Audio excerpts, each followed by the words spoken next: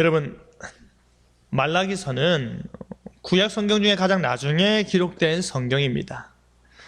창조 당시로부터 하나님의 계시의 말씀이 계속 있어 왔지만 BC 1446년 출애굽한 뒤로부터 말씀이 기록되기 시작하였는데요. 그 후 몇 년 동안 말씀이 선포되고 기록되었는지 아십니까? 1000년 동안입니다. 그 후 약 1000년 동안 울려 퍼졌던 하나님의 계시의 말씀은요, 이제 말라기서를 마지막으로 더 이상 들리지 않게 되었습니다. 말라기서 이후로 하나님의 계시의 말씀이 약 400년이라는 기간 동안 침묵하여서 들리지 않았는데요. 신약 성경이 새롭게 기록된 시기인 주후 약 50년대로 볼 때에 이 말은 말씀이 육신이 되어 오신 예수님께서 고난당하시고 부활 승천하신 이후에야 신약 성경이 기록되었다는 말입니다. 다시 말하면 예수님의 공생의 사역 동안에도 이 말라기서가 여전히 이스라엘 백성들이 가지고 있는 마지막 말씀, 그들이 마지막으로 가지고 있었던 기록된 계시의 말씀이었다라는 것입니다. 예수님께서 오시기 전에 말라기서가 구약의 이스라엘 백성들에게 최후의 말씀으로 선포되었다면, 하나님께서 말라기 선지자를 통해서 이스라엘 백성들에게 말하고자 했던 그 비장하고 그 위험 있는 말씀은 무엇이었을까요? 400년이 넘도록 계시가 침묵했으니 말라기 선지자에 의해서 선포됐던 이 마지막 예언의 말씀이 온 이스라엘 백성들에게 끊임없이 오래도록 울리고 전해졌을 것입니다. 말라기 선지자가 외쳤던 오실 예수님은 어떠한 분이실까요? 그가 임하시는 날이라는 제목으로 말씀이 주는 교훈을 함께 나누겠습니다. 오늘 우리가 읽은 본문 바로 앞인 2장 17절을 보시면요, 사람들은 도대체 공평한 하나님이 어디에 계시냐라고 하나님을 비방합니다. 악을 행하는 자들이 하나님께 기쁨이 되는 것처럼 보이지만 이러한 현실 속에 하나님의 공평과 하나님의 정의와 하나님의 심판이 도대체 어디 있느냐라는 것이죠. 이와 같은 비난에 대한 단도직입적인 대답이 바로 3장의 말씀입니다. 심판 하나님 어디 있냐라고, 그 심판 하나님 너희가 바라는 언약의 사자로 이곳에 오실 것이다 라고 대답하는 것입니다. 여러분, 지금 말라기 선지자가 말하는 그 언약의 사자가 누구입니까? 여호와의 대행자로서 언약을 성취하실 메시아를 가리킵니다. 그들이 그토록 기다리고 찾던 여호와의 사자가 이제 언약을 성취하기 위해 오실 것이다. 하나님의 영광과 거룩이 임하시는 성전으로 오실 것이다. 그리하여서 너희들이 그토록 바라고 찾던 기다리던 메시아가 너희들 가운데 임재하실 것이다 라고 분명히 말하는 것입니다. 하지만 1절을 다시 보면요, 그가 오시기 전에 하나님께서 내 사자, 즉 메시아의 길을 예비할 하나님의 사자를 먼저 보낸다 하십니다. 언약의 사자가 아닌 내 사자가 누구일까요? 4장 5절에서 6절을 보면요, 보라, 여호와의 크고 두려운 날이 이르기 전에 내가 선지자 엘리야를 너에게 보내리니, 그가 무엇을 한다고 합니까? 아버지의 마음으로 자녀들에게 돌이키게 하고 자녀들의 마음을 그들의 아버지에게로 돌이키게 하리라 하였습니다. 그 다시 올 엘리야가 누구입니까? 회개하라, 천국이 가까웠느니라 라고 외치며 백성들로 회개하여 돌이키게 하고 임재할 하나님 나라를 준비케 한 하나님의 사자는 바로, 내 사자는 바로 세례 요한이었습니다. 여러분, 계시가 더 이상 들리지 않는 시기에 이스라엘 백성들이 영적으로 우둔하고 잠들어 있는 그때에 메시아의 오심은 마치 뜻밖의 일이 벌어지는 듯이 보일 수도 있습니다. 기대하지 않던 시기에 메시아가 임하는 것처럼 보일 수도 있는 것입니다. 그렇다면 메시아가 도래하기 전에 왜 하나님께서는 그의 길을, 그 메시아가 오는 길을 예비케 하셨을까요? 도대체 구약 성경이 기록된 이 마지막 시기의 상황이, 그들의 상태가 어떠했길래 메시아가 오는 그 길이 정돈되어야 할까요? 그냥 오시면 안 될까요? 그냥 오시면 문제가 있을까요? 여러분, 당시는 어떠한 상황이었을까요? 말라기 선지자 당시 북이스라엘과 남유다가 모두 멸망한 상태였습니다. 그 이후로 약 40년 뒤인 539년에 이르러서야 예레미야 선지자가 예언하였던 고레스 왕의 칙령을 통해서 포로로 끌려갔던 이스라엘 백성들이 본국으로 귀환하게 되었습니다. 바로 그때 누가 나팔수가, 하나님의 나팔수가 되어서 이스라엘 백성들에게 하나님의 말씀을 선포한 자십니까? 선지자 학개와 스가랴였습니다. 그들이 이스라엘 백성들로 성전을 속히 지을 것을 나팔수가 되어서 선포하였고요. 538년에서 432년, 약 100년에 이르기까지 스룹바벨과 에스라와 느헤미야를 통하여서 귀환한 이스라엘 백성들은 성전과 성벽을 재건한 후에 하나님의 말씀을 가르치며 그들로 영적 부흥을 이끌었습니다. 우리가 지난주에 살펴보았던 에스라, 느헤미야의 말씀이 바로 그 배경에 있습니다. 여러분, 북이스라엘과 남유다는 멸망 후에는 짧게는요 70년입니다. 길게는 150년 동안 무슨 생활을 한지 아십니까? 포로 생활을 했습니다. 그 포로 생활을 하는 동안에 아마도 많이 변질되었을 것입니다. 여러분 한번 생각해 보십시오. 여러분이 자랐던 그 동네, 여러분이 어렸을 때 태어나서 자랐던 그 동네를 지금 한번 가보십시오. 많이 변했습니다. 옛날에는 10년 단위로 세상이 변한다고 하였지만 요즘은 1년 단위로 세상이 변하고 있습니다. 짧게는 70년, 길게는 150년입니다. 그 긴 기간 동안에 포로로 끌려가 그곳에서 지내다가 그들이 가나안 땅으로 다시 귀환하니 최소한 몇 세대가 지난 것입니까?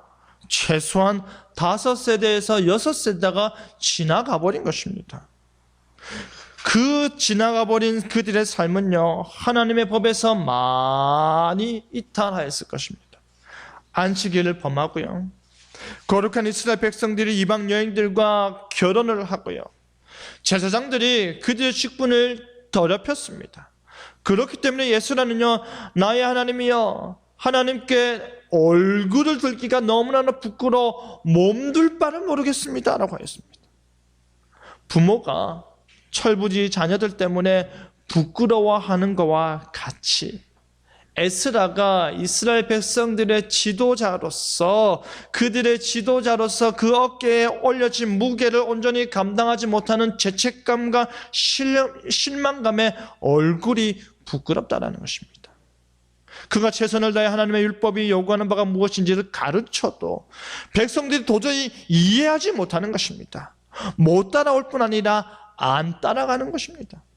자신들이 살아왔던 방식과 다르기 때문입니다. 백성들은 지금까지 그렇게 살던 방식이래 어느 누구도 그것이 잘못되었다, 이상하다 말하지 않았는데 갑자기 하나님의 말씀으로 그것이 아니야 라고 이야기를 하며 지적을 받으니 도저히 받아들이고 싶지도 않는 것입니다.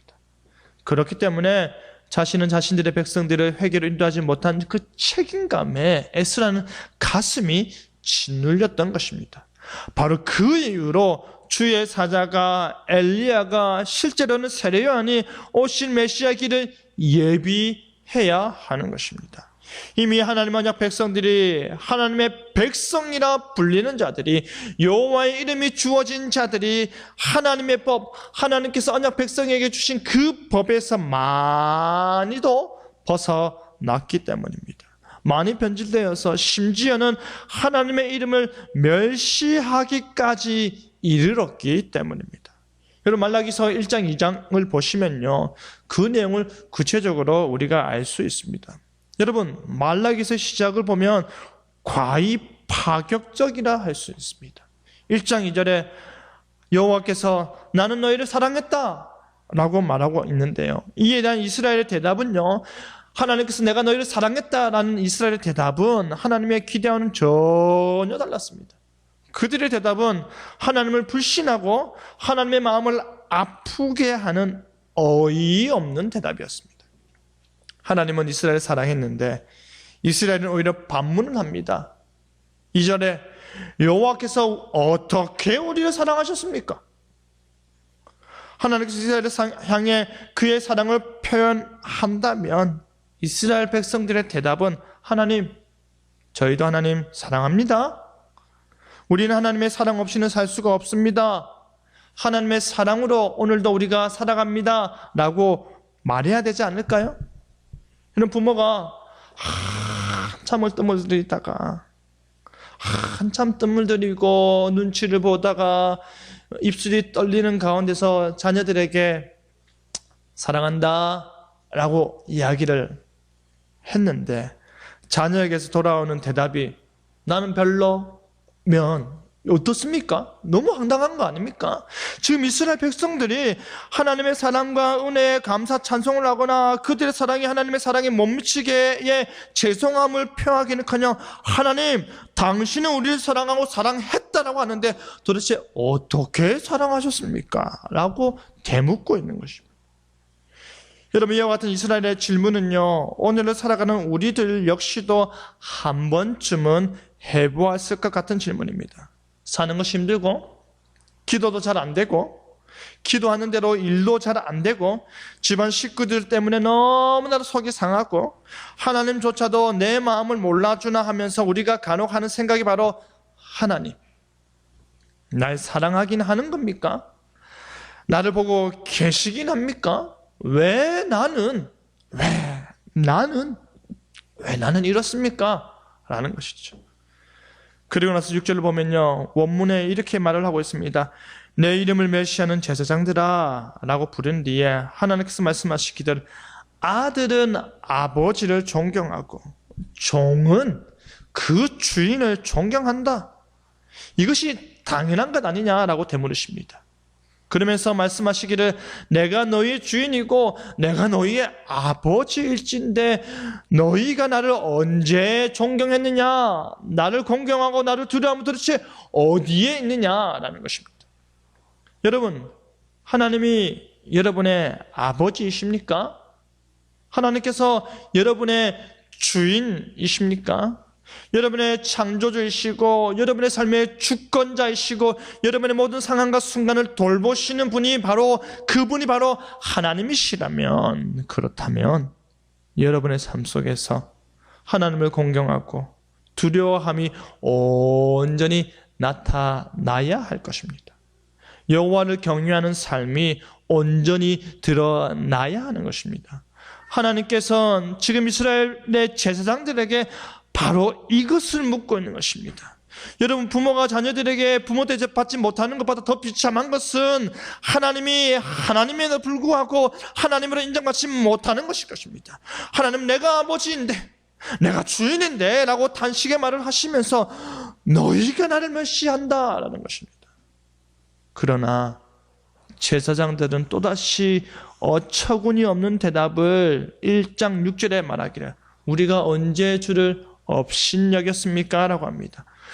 굳을 대로 굳어버려서 마비될 대로 마비된 그들의 심령은요, 하나님을 업신여기고 있음에도 불구하고 그걸 감각하지 못하는 것입니다.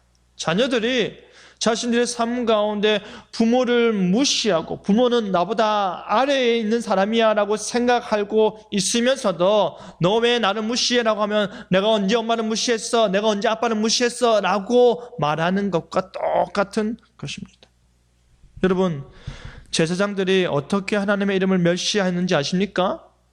그들이 어떻게 하였기에 하나님께서는 자신의 이름이 모욕을 당하였다 생각하는지 아십니까? 그 이유는 바로 부정한 점, 눈먼 짐승, 다리 절거나 병든 짐승을 제물로 바치는 것입니다. 누가요? 제사장이. 오늘날 따지면 하나님의 말씀을 선포하고 가르치고 이 예배를 인도하는 목사가 가장 더럽고 가장 추악하고 가장 안 좋은 것으로 하나님께 드리는 것입니다. 하나님께서는 어찌 이것이 약하지 아니하냐 라고 물으시면서 이제 그것을 너희 총독에게 드려봐라. 총독이 잘도 너무 기뻐하면서 너를 받아주겠다 하십니다. 총독에게는, 높은 권력자들에게는 겁이 나서 드리기조차 하지 못하는 것을 주인, 아버지인 나에게 드리면서도 그 일은 부정하지도 않고 업신여기는 일로도 여기지 않는다라고 지적하는 것입니다. 레위기의 규례와 완전히 반대되었음에도 불구하고 13절에 그들은 오히려 코웃음치면서 콧방귀 뀌면서 귀찮다라고 이야기합니다.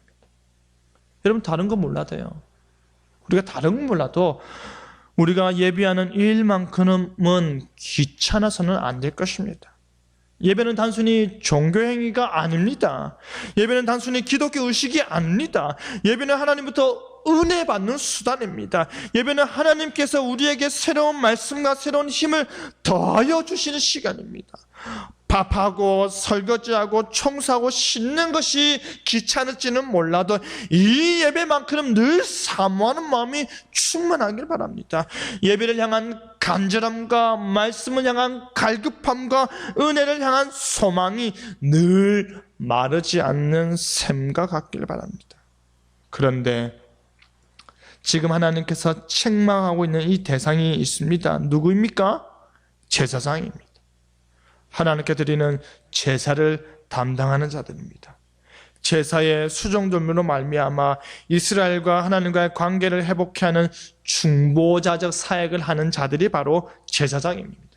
하나님 편에서 백성들을 가르치고 다스리는 자, 백성들 편에서 하나님께 나아가는 자가 바로 제사장입니다. 지금 그들이 완전히 타락하여 책망받고 있는 것입니다. 심지어 하나님께서는 말씀하시기를 그들이 절기 때 바친 제물의 똥을 그들 얼굴에 발라버리겠다 하십니다.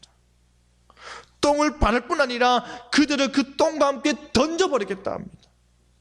하나님의 종된 자들이 하나님께 충성하지 않으면 희생의 똥, 그 더러운 똥을 얼굴에 바르는 것처럼 부끄러운 존재가 되는 것입니다. 그뿐 아니라 똥을 내다 버림과 같이 하나님께서 버려버리겠다는 것입니다. 배설물 취급하면서 무가치한 존재로 갖다 버리겠다는 것입니다.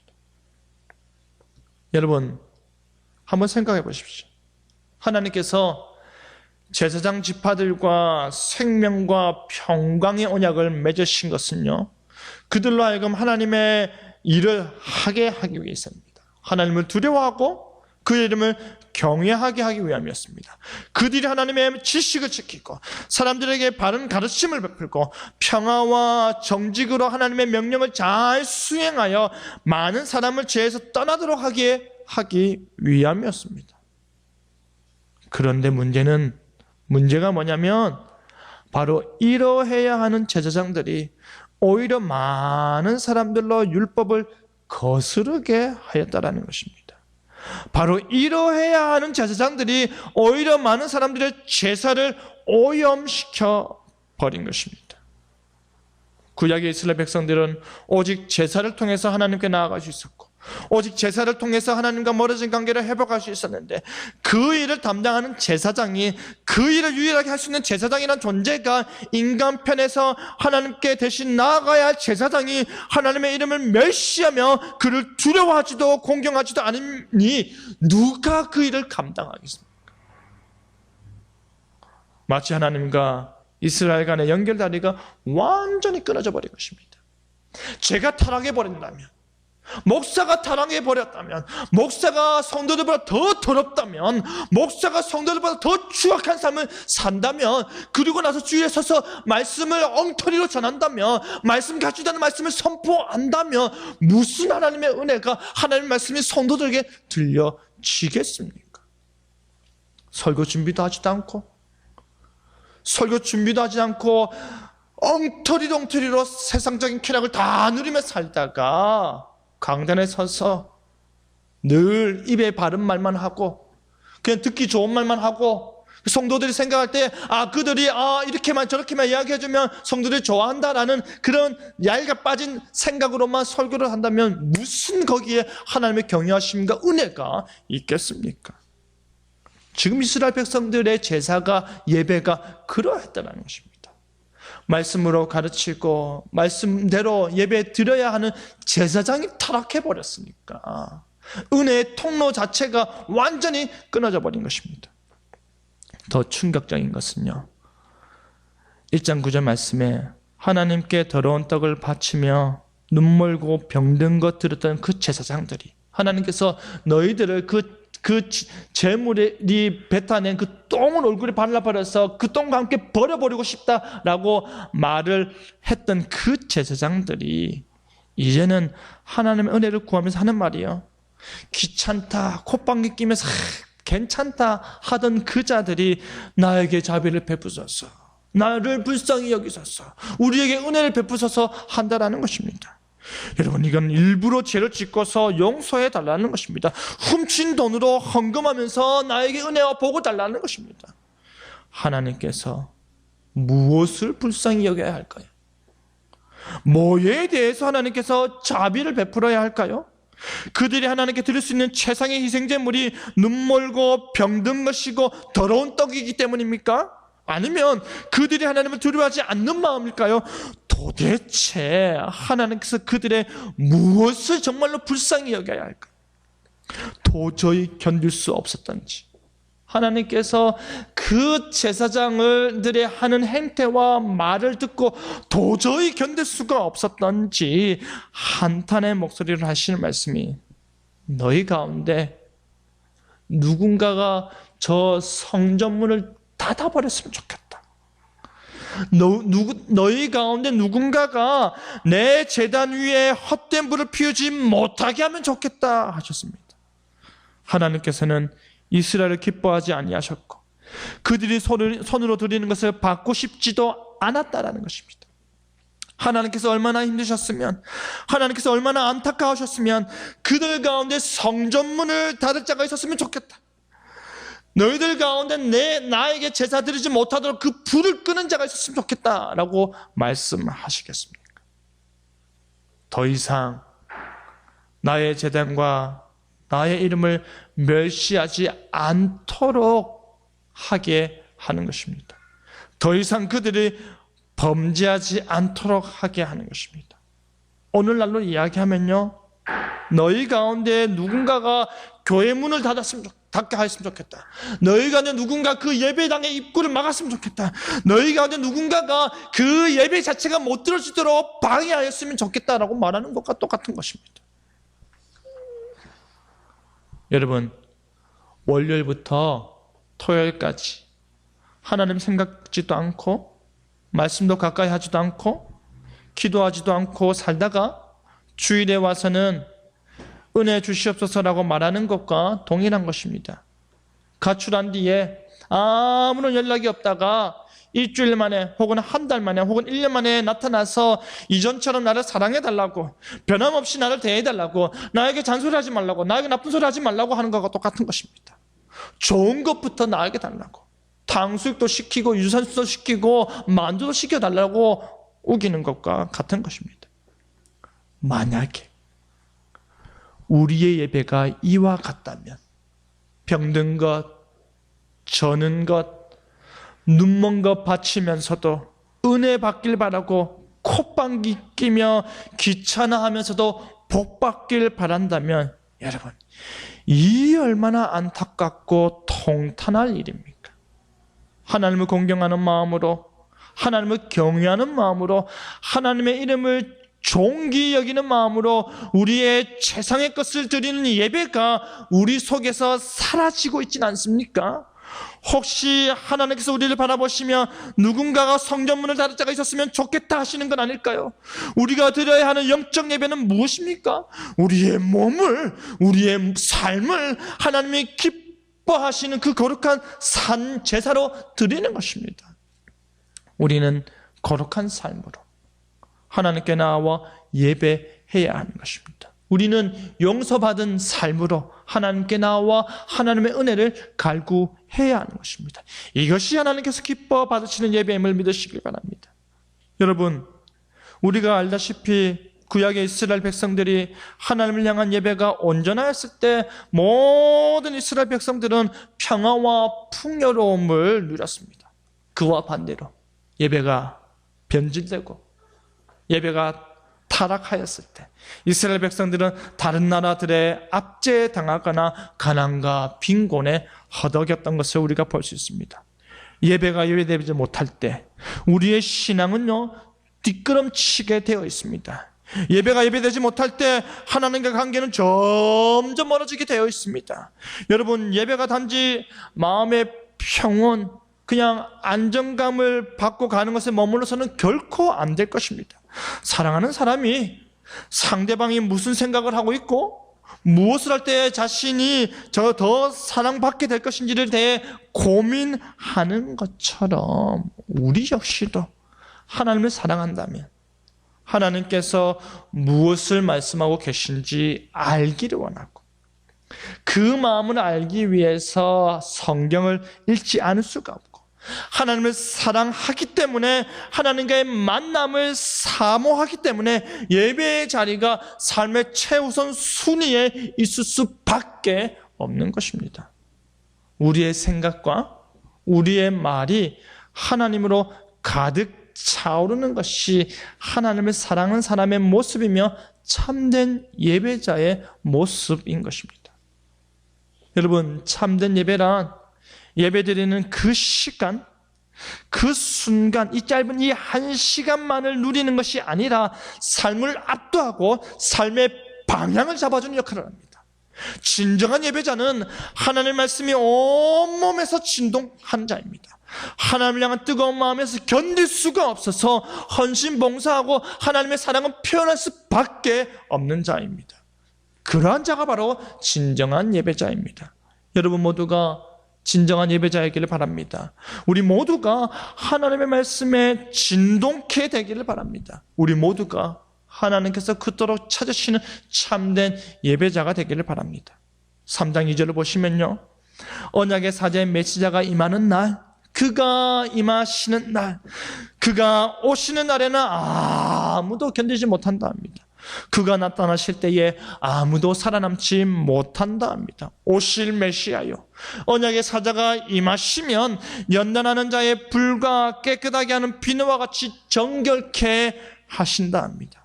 오랫동안 묵어서 변질될 대로 변질되고 뒤틀린 마음들이 오실 메시아로 인해서 기경케 될 것이고 깨끗하게 될 것입니다. 십자가 보혈로 말미암아 우리의 모든 죄가 용서받는 것입니다. 믿을 때에 법적으로 하나님 앞에서 의롭다 칭함을 받는 것입니다. 그렇다면 메시아로 인해서 깨끗게 되어 정결케 된 이스라엘은 어떻게 변합니까? 3장 3절에 그들이 여호와께 올바른 제물을 가져올 것이다. 이전에 저는 것, 기는 것, 눈먼 것, 병든 것을 바쳤다면 이제는 올바른 것을 하나님께 바치는 것입니다. 이제는 하나님께 깨끗한 것을 드리는 것입니다. 하나님께 올바르고 공의로운 제물을 바치는 것입니다. 우리의 거룩한 삶으로, 우리의 변화된 인생으로 하나님께 나아오는 것입니다. 그들의 제물이 공의로워질 때에 하나님께서 4절 말씀처럼 그때 여호와께서 그 옛적처럼 유다와 예루살렘의 제물을 받는다라는 그 이전과 같이 하나님께서 너희들이 예전에 그 누렸던 그 복된 날들과 같이 내가 회복해 할 거다라는 것입니다. 공의로운 제물을 하나님께 바칠 때 이스라엘은 하나님의 기쁨이 되었음을 기억하시길 바랍니다. 옛적과 같이 회복됨을 믿으시길 바랍니다. 하나님의 은혜로 말미암아 우리가 회복되고 하나님의 은혜로 말미암아 참된 예배를 드릴 때에 하나님께서 우리로 그의 기쁨이 되게 하시는 것입니다. 그때에 하나님께서 악을 행하는 자들과 죄에 물든 자들을 심판하시는 것입니다. 이 모든 일을 우리 하나님께서 하십니다. 그렇기 때문에 스가랴 선지자는 내 능력이나 힘으로 되는 것이 아니다. 그 모든 것들은 너가 가지고 있는 능력이나 너가 가지고 있는 힘으로 되는 것이 아니라 오직 무엇으로 된다 했습니까? 하나님의 영으로 된다 하였던 것입니다. 사랑하는 성도 여러분, 그가 임하시는 날, 그가 나타나실 때 이스라엘은 깨끗게 되었습니다. 하나님의 독생자가 말씀으로 육신되어 그가 고난받으시고 모두 비참과 모욕을 당하시고 십자가에서 피 흘려 돌아가신 이유는 바로 우리를 정결케 하기 위함이었습니다. 우리의 깨어지고 그 부서진 관계를 회복시키기 위함이었습니다. 우리의 나 부끄럽고 차마 얼굴을 들 수 없을 만큼 차고 넘치는 죄를 도말하시어 하나님의 친백성이 되게 하시고 하나님의 자녀가 되게 하시고 하나님을 향해서 아빠, 아버지라 부르게 하기 위함이었습니다. 우리를 회복해 하시고 우리로 하나님께 예배할 수 있도록 하시어 옛적과 같이 그 옛적과 같이 우리로 하나님의 기쁨이 되게 하기 위함임을 믿으시길 바랍니다. 말씀 맺겠습니다. 사랑하는 성도 여러분, 그가 임하시는 날에 그가 자기의 백성을 죄에서 구원해낼 것입니다. 그가 임하시는 날에 우리와 함께 하실 뿐 아니라 우리 역시도 임마누엘의 영광을 누리게 될 것입니다. 그렇기 때문에 공의로운 삶, 하나님을 경외하는 삶을 사시길 바랍니다. 하나님의 이름을 존중히 여기는 삶을 사시길 바랍니다. 그러할 때 하나님께서 말라기 3장 17절 말씀과 같이 그들은 내 것이다. 그날이 오면 그들은 내 소유가 될 것이다. 아버지가 자기를 섬기는 아들을 아끼듯이 내가 내 백성을 아끼겠다 말씀하시는 것입니다. 그리하여 우리의 몸과 영혼이 깨끗하고 공의로운 제물이 되어 하나님의 특별한 소유가 되는 삶을 사시기 바랍니다. 하나님께서 너무나도 아끼고 사랑하는 사람이 바로 여러분 되기를 바랍니다. 그가 임하시는 날에 그가 나타나실 때에 하나님의 기쁨이요 하나님으로부터 아낌받는 자녀가 바로 저와 여러분 되기를 간절히 바랍니다. 아멘.